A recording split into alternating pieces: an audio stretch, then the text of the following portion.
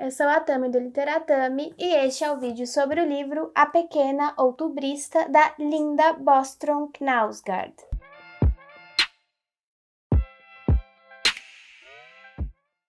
Eu gostaria de poder contar tudo a respeito da fábrica, mas não posso mais. Em breve, não mais recordarei os meus dias e as minhas noites ou porque nasci. Tudo o que posso contar é que estive lá por períodos de variada duração entre 2013 e 2017 e que submeteram o meu cérebro a umas descargas elétricas tão fortes que estavam certos de que eu não conseguiria escrever isso. Assim começa A Pequena Outubrista, da sueca Linda Bostrom Knausgaard. É um romance publicado aqui no Brasil pela editora Rua do Sabão, com tradução do sueco pelo Luciano Dutra, que evoca sua internação numa clínica, a internação da própria autora. Então é um romance autoficcional, né? Onde ela passou por sessões de eletroconvulsoterapia na tentativa de eliminar algumas debilidades e perturbações psicológicas que a fragilizavam internamente. Ela se autodefine como inconstante, desenraizada, indefesa e sozinha, não só nesse espaço que ela denomina fábrica, mas mesmo na sua vida anterior à hospitalização, treinada por anos a não seguir os seus próprios impulsos, em exercícios constantes de autossilenciamento que forçavam os seus pensamentos à dissipação. A protagonista se perde no tempo nessa espécie de sanatório, mais incapacitada do que propriamente incapaz, e formula o seu relato como uma sobrevivente, depondo do lado mais vulnerável da dinâmica psiquiátrica, que é o lado do paciente, né? Nesse seu percurso narrativo, a narradora retoma, então, momentos que ela considera divisores de água na sua trajetória antecedente ao tratamento, como um momento em que ela admira ícones religiosos em um antiquário que ela visita numa viagem, encontrando nesses ícones a proteção que ela sempre almejara, para, em instantes seguintes, depois de alguns lapsos de memória, ser levada à temida fábrica, onde a eletricidade é vista como salvação pelos médicos, levianamente comparada à reinicialização de um computador. A Linda, então, introduz, contextualiza e questiona a eficiência desse método ao qual ela é submetida contra a sua vontade e revela o medo antes de cada consulta, potencializado pela inexistência de qualquer garantia de que um dia ela sairia de lá. Os médicos que dizem que o tratamento funciona, sem saber exatamente por que ele funciona, mencionam um alívio imediato para o paciente, algo que se assemelha à euforia e é interpretado como uma melhora do paciente. Se os choques fossem assim tão tremendamente magníficos, por que a eletroconvulsoterapia é proibida em vários países? Na maior parte dos estados, nos Estados Unidos, nos Países Baixos e na Alemanha, a eletroconvulsoterapia raramente é usada, e na Itália é proibida. Vou me mudar para lá, onde eu talvez estarei finalmente segura. Só nos países nórdicos e anglo-saxônicos esse tratamento é louvado. São maneiras fundamentalmente diferentes de ver o ser humano, seus valores, sua alma, suas lembranças. A eletroconvulsoterapia começou a ser utilizada em 1938 por um psiquiatra italiano, inspirado no que ele observara num matadouro. Ele percebera como os suínos agitados se acalmavam ao receber choques elétricos. Já sei, vamos fazer isso com seres humanos mais frágeis, os seres humanos que não conseguem falar por si mesmos. Então é como se ela estivesse sob uma condenação perpétua ao lado de outras pessoas ali também entorpecidas, e ela vai passando por um processo de despersonalização super intenso, que justifica até esse título de fábrica, né, que ela dá ao local de tratamento, uma vez que essas intervenções mecanizadas nos corpos dos pacientes, de fato, os aproximam da condição de mero artigo em uma linha de produção, manipulados até que sejam bons o suficiente para o mercado. Então, como se ela fosse uma coisa, a personagem descreve esse sono forçado e a impotência absoluta que a deixam ali aturdida, indicando o caráter irreversível dessa desorientação, porque essa desorientação desperta um tipo de consciência da falta de autonomia sobre a própria vida que nunca mais vai adormecer. Acredito que cada uma daquelas pessoas entorpecidas em suas macas sente a proximidade uma da outra. Talvez a gente ache que são nossos irmãos ali deitados ao nosso lado. Porém, aquele sono anestesiado deixa a gente impossibilitado de sequer se virar para evitar roçar em alguém. Você dorme aquele sono forçado e nos sonhos que você sonha, movem-se as pessoas que estão o tempo todo na tua consciência, porém de uma forma que te leva cada vez mais para dentro daquele recinto que você tem certeza que é o recinto da morte. Você testemunha o seu próprio sepultamento, porém quando é o momento de te enfiarem na terra, você se vê de repente sobre um piso de plástico recém-lavado. Você despertava para a tua própria vida como recém-nascido. Quem são os teus pais? Quem iria te ensinar a viver a vida que te fora reservada? A resposta era: ninguém. Ninguém iria te ensinar nada. Aqui você vivia uma vida que era de ninguém e na qual nada mais era esperado de ti.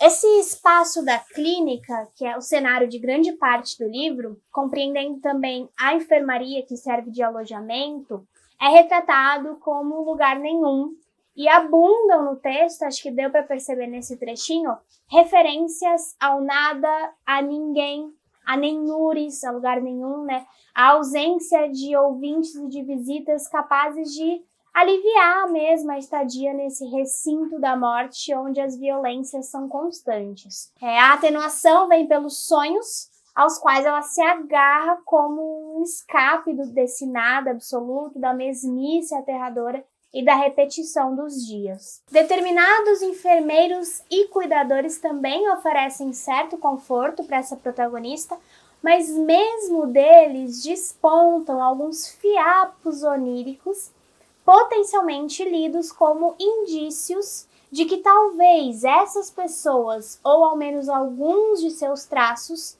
sejam frutos da imaginação da personagem. São os casos do enfermeiro Muhammad, que é um lutador de kickboxing de alto nível, coincidentemente homônimo ao famoso Muhammad Ali, né? Do médico sedutor que desaparece em frente aos seus olhos, e da afável irmã Maria, sua companheira leal, cuja voz vai ecoando na sua cabeça em vários momentos. A própria narradora se incomoda e chega a desconfiar da presença e da origem da Maria. Ela diz: a voz da Maria, uma voz que me habituei a escutar. Talvez nós duas fôssemos parentes? Não sei o que achar da Maria. Por que ela está sempre por aqui? É algo incômodo. Então, isso deixa a gente com uma pulga atrás da orelha, né? E além dessas figuras de constituição dubitável, digamos assim, com quem a Linda se relaciona nessa sua estadia na clínica, surgem dentro do texto outros interlocutores claramente projetados como instâncias discursivas e não como ilusão. A quem a narradora dirige, então, diretamente o seu discurso, chamando-lhes de você. Esses interlocutores, por vezes, se materializam na forma paterna, no pai dela, uma ausência marcando presença, e em outras, na forma do ex-marido, que é mais ativo ali, né? A quem a gente reconhece como o escritor Karl Ove Knausgaard, que escreveu aquela série de livros autoficcionais, né? Chamado, o primeiro, se não me engano, é o Minha Luta, que foi o único que eu li até agora, mas com quem ela também mantém diálogos bastante controversos, às vezes em tom de conciliação, às vezes em tons de acusação. Ela chega até a chamá-lo de escroque, no sentido de ladrão, o que me fez pensar também no quanto ele se apoderou da ex-esposa ao transformá-la em personagem dessa sua série autoficcional. Mas deles não há resposta, então eles são diferentes dos personagens que trabalham ali, né? Essas projeções representam a sua capacidade inventiva de escritora, é claro, mas também configuram um grande passo da própria protagonista em direção à recuperação da sua memória, que é profundamente afetada pelo tratamento. Eu disse que era escritor e que precisava da minha memória. Só então ele olhou para mim e disse que as lembranças voltariam. Elas sempre voltam, mais cedo ou mais tarde. Talvez não todas, de fato não todas, mas é difícil, se não impossível, encontrar um tratamento totalmente sem efeitos colaterais. Você entende isso, não? Depois você sempre pode inventar algo. Afinal, não é isso que os escritores fazem? Quando ele disse isso, tudo escureceu diante dos meus olhos e eu não sabia o que fazer comigo mesma. Tentei me controlar, mas mesmo assim acabei indo para cima dele. Apertei o seu pescoço e fiquei contente ao ver o verdadeiro pavor nos seus olhos. É claro que fui punida. Sob supervisão. É assim que eles designam por lá os pacientes que devem ser vigiados o tempo todo. Logo comecei a abreviar aquela designação. SS. Então o tratamento compromete a sua memória, né? Vai gerando chiados e interferências que a impedem de assistir ao fluxo das suas próprias lembranças. E ela fica apavorada com as lacunas da perda de memória, com razão, né? Porque a perda da memória também é, em grande medida, a privação de fragmentos da própria vida, né? Então, diante disso, a protagonista decide seguir o conselho da irmã Maria e passa, então, a coletar as recordações que vão surgindo por meio da escrita. Um recurso que também é carregado de perigos na medida em que certas lembranças são dolorosas, insustentáveis e podem atuar como inimigas. Ela começa regredindo à infância e, apesar de ela ter tido um pai autoritário, egoísta e dominador, uma mãe indiferente, apática e desinteressada e um irmão violento e inconsequente, ela afirma que não teve uma infância infeliz, tampouco uma infância feliz. Tive a infância de ninguém, eu não sabia quem eu queria ser e isso fez de mim uma criança fragilizada. Eu desejava que algo se revelasse para mim e um dia pode-se dizer que isso aconteceu. Desse ponto surge mais um divisor de águas da sua vida que culmina na descoberta e na incorporação da pequena outubrista que intitula o livro. Ela conta esse episódio que ela considera super vergonhoso da sua infância e é curioso como as lembranças que resistem são justamente aquelas lembranças da vergonha e do desajuste na infância. Marcas assim indeléveis na sua história e na sua personalidade. Mas esse episódio em que ela passa por uma situação humilhante junto da mãe e de amigos da mãe, e ela vai se refugiar no que ela chama de casinha ali no fundo da casa dos amigos da mãe dela. E ela vai contando isso pra gente de forma bastante fragmentada. Esse relato é interrompido por outras tantas memórias e ela não tem pressa de narrar, sabe? Mas o que acontece é que ela encontra um jornal que tem a imagem de uma menina bem diferente dela mesma, num acampamento no interior da União Soviética, e essa menina tem o aspecto que ela gostaria de ter se fosse capaz de alguma coisa. Essas são as palavras que ela usa. Então, nesse momento, ela tem como que uma epifania e ela decide moldar a sua identidade, tendo como base o aspecto dessa menina, ou seja, moldar a sua personalidade por símbolos e representações de uma ideologia na qual ela nem se preocupava em acreditar, ela simplesmente passou a representar que fazia parte dessa atitude. Então, ela incorpora o aspecto de pioneira, de revolucionária, e somente o aspecto e não a substância. Inclusive, ela diz o seguinte: não, eu não era comunista, eu era uma pioneira, algo totalmente diferente. Eu simplesmente peguei emprestado uma forma que qualquer um podia pegar e vestir.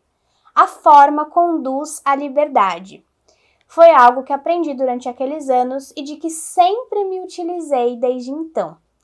Então não é que aquela imagem fosse vazia de significado para ela, muito pelo contrário, ela enxerga uma força tremenda naquela foto e atribui a ela um significado que ela considera importante, sabe? Que transforma a sua própria vida em uma vida que ela vê como mais real do que a anterior. Esse é um momento determinante para ela, porque é ali que ela passa a enxergar tudo como intercambiável, acreditar que uma realidade assumida pode ser sinônimo de liberdade, impensável até então. Então a gente fica sabendo no início do livro que ser escritor era essa segunda opção, que a sua primeira opção era ser atriz.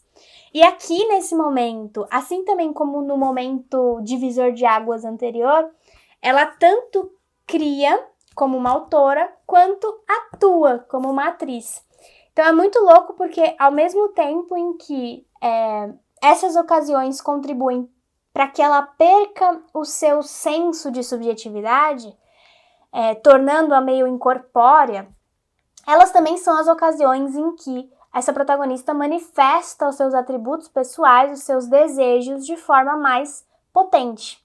É triste, né, essa instabilidade, essa volubilidade que passam a ser uma marca sua, que a partir de então também começa a gerar vários problemas para ela. Eu criava outra pessoa de quem eu gostava mais. Uma pessoa mais resistente que eu. Mais resistente e mais forte. Uma pessoa incansável com características totalmente diferentes das minhas. Isso continuou por tanto tempo quanto eu precisei dessa pessoa. Ela talvez seja a minha invenção mais interessante, e nunca desejei explicar a mim mesma o que foi que fiz durante os anos em que fui aquela pessoa. Um outro divisor de águas que ela apresenta pra gente acontece quando ela é adolescente. Então são 3 momentos divisores de água, né?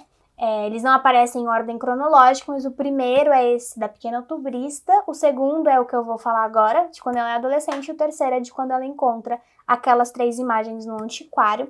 Mas quando ela é adolescente, durante as férias de verão, ela faz um giro de trem pela Europa e ela experimenta haxixe pela primeira vez.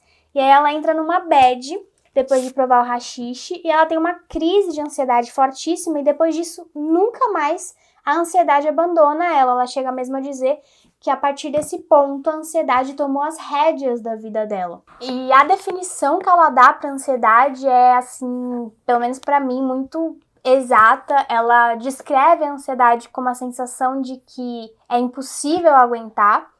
Creio que foi a inquietude violenta pela qual passei naquela ocasião que me deixou com tanto medo de ficar sozinha, tanto na época como agora e todo o período de permeio. Aquela inquietude me diminuiu e fez de mim uma pessoa covarde e medíocre. Então ela parece passar o resto da vida buscando maneiras de burlar essa ansiedade, essa sensação de ondas que a atravessam, sempre se concentrando em outras coisas, tentando ser outra pessoa.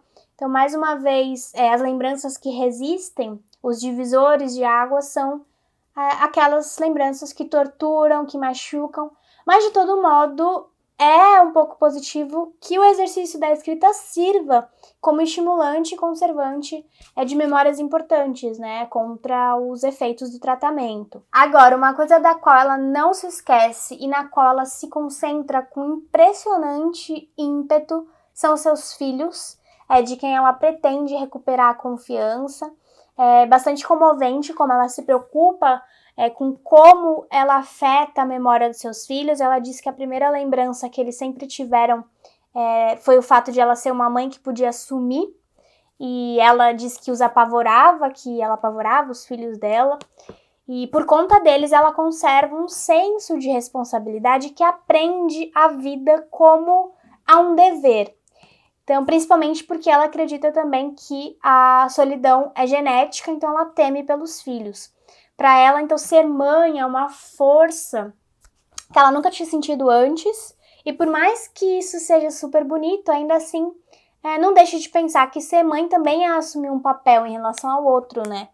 Então, em muito se assemelha também a incorporar uma imagem já existente e a abraçar a inquietude inerente à vida potencializada pela ansiedade. Bom, a gente sabe que não deve confiar completamente em nenhum narrador em primeira pessoa, né? Mas nesse caso especificamente, essa categorização de não confiável é ainda mais acentuada porque a gente está falando de uma narradora que se assume extremista e instável.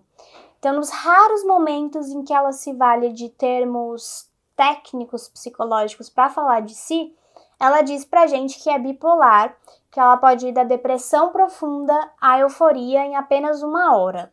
É isso que ela diz.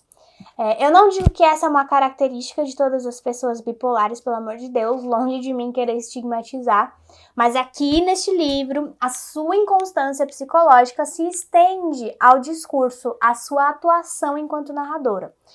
E ainda assim, embora em muitos momentos a gente desconfie da narrativa, algo se afirma de maneira incontestável, que é a crueldade do tratamento, a angústia real dessa protagonista, pela ineficiência do método. E aqui também não cabe tanto a nós, leitores leigos, julgar a psiquiatria enquanto especialidade médica, né? O livro nem nos coloca nesse papel. O que ele faz é apenas nos aproximar dos sentimentos de uma pessoa que passou por esse tratamento de eletrochoque e considerou a experiência terrível. Então é a sua experiência que a gente deve considerar, aquilo que ela nos oferece, conscientes de que isso é o que ela nos dá, né? Só o que ela nos oferece. Então, ela também, inclusive, constantemente nos previne das suas instabilidades, chegando até a questionar o próprio relato. Ela fala, já escrevi essa frase antes, como são irritantes essas frases que se repetem? Ou será que talvez elas sejam as mais importantes? Ela vai, de vez em quando, oferecendo algumas chaves de leitura, mas depois ela brinca com essas chaves de leitura, ou ela negligencia essas chaves. Mais de uma vez ela aponta, então, uma pista que depois não se desenrola, mas ela faz isso como se estivesse falando mais consigo mesma, sabe? Em movimentos internos ao relato. E a gente nem tem o direito de reclamar, porque ela se assume dessa forma, né? Inconclusa. E na escrita ela se assume livre. Ela não precisa dar satisfações ou resolver pepino nenhum, ainda que seja ela mesma que os crie. Um outro ponto importante é que há grandes chances de que o caráter dubitável do romance, desse relato, seja efeito da instabilidade gerada no seu corpo e na sua mente pelas intervenções tão violentas da eletroconvulsoterapia e dos medicamentos, né? Então, para essa protagonista do livro, nem digo que para a linda autora exatamente, porque nos interessa mais a personagem do que a autora, o único efeito aparente do tratamento foi o comprometimento da sua memória. Eu cito, o que eu não consigo entender é por que eles continuam se a única coisa que acontece é eu não me lembrar de nada. Talvez devam esticar a corda a tal ponto que no fim eu não lembre nem dos nomes deles, nem do que cada um deles fazia. Vou acabar esquecendo até do meu próprio nome e de onde estive. Vou acabar esquecendo da fábrica. Ela é dura, né? Mas ainda assim, eu não diria que esse livro vem para demonizar a psiquiatria nem nada do tipo. Primeiro porque ele se diz ficção, né? Ele tá bem claro que se trata de um romance, então a ficção tá presente aqui. E eu vejo essa obra mais como uma forma de escancarar o outro lado da moeda de maneira contundente, sim, porque são muitos os pacientes que não podem fazer isso, que não podem fazer o mesmo, né? É isso que o livro nos dá e me importa, então, a literatura, né, o que é possível enxergar nesse livro enquanto romance. E o que eu enxergo nele, acima de tudo, são a memória e a escrita como possibilidade de resistência. De todas as posições em que a personagem atua nessa história, a posição de paciente, a posição de esposa, a posição de mãe, e ainda que o fim do livro aponte para a maternidade como norte redentor, eu acredito que a chave do enredo, se a gente pensar em como solucionar essa necessidade da personagem de assumir, de incorporar uma outra existência para dar conta da sua, se auto-soterrando, essa chave ou essa solução está no próprio texto enquanto forma mesmo. No que tange a escrita, ela é sim autossuficiente. A escrita, sim, é sua de fato, é uma coisa dela, é ela. E na escrita e pela escrita, ela afirma aqui que ela encontra a liberdade como se estivesse cavalgando no campo aberto, ela que nos dá essa imagem autônoma e condutora, em contraste total à impotência da clínica e às tentativas permanentes de se assumir um outro ser, né? Então, ela diz que, na maioria das vezes, as palavras a levam às pistas certas. E eu considero esse um excelente motivo para escrever. E se a forma conduz à liberdade, como ela mesma diz, É lindo que esse esforço da memória em forma de relato venha em prol dessa descoberta de si mesma. Então esse aqui é um livraço, eu adorei que essa tenha sido a minha última leitura do ano, a última resenha do ano de 2020. E tem uma surpresa para vocês nos próximos dias, vocês que tiverem interesse, quiserem comprar este livro no site da editora mesmo, da Rua do Sabão, pode garantir o seu exemplar junto de um pôster da Pequena Outubrista. É especial do Literatame, são poucos exemplares, mas eu recomendo então que vocês fiquem de olho lá no Instagram do Literatame, que eu dou mais informações por lá, tá bem? Mas é isso, eu gostei muito dessa edição porque tá super bonita, olha só. Muito linda, é a primeira vez que eu leio um livro da Rua do Sabão. E além do conteúdo do livro ser ótimo, né? O texto também tem várias notas que ajudam a contextualizar aquela ambientação nórdica da protagonista. E é isso, é uma leitura que eu indico bastante, principalmente para quem se interessa por essas questões de literatura e psiquiatria, literatura e psicanálise. Eu acho que tem bastante pano para manga pra gente analisar psicanaliticamente ou psicologicamente a personagem aqui com o livro. E é isso. Muito obrigada se você assistiu ao vídeo até aqui. Me diga aí nos comentários o que você achou, se você já leu este livro. Eu sei que a Linda tem outros livros publicados e que podemos esperar próximas traduções dos livros dela por aqui. Inscreva-se no canal se você for novo no Literatame e acompanhe também nas outras redes sociais. Muito obrigada e eu vejo vocês no próximo vídeo. Tchau, tchau!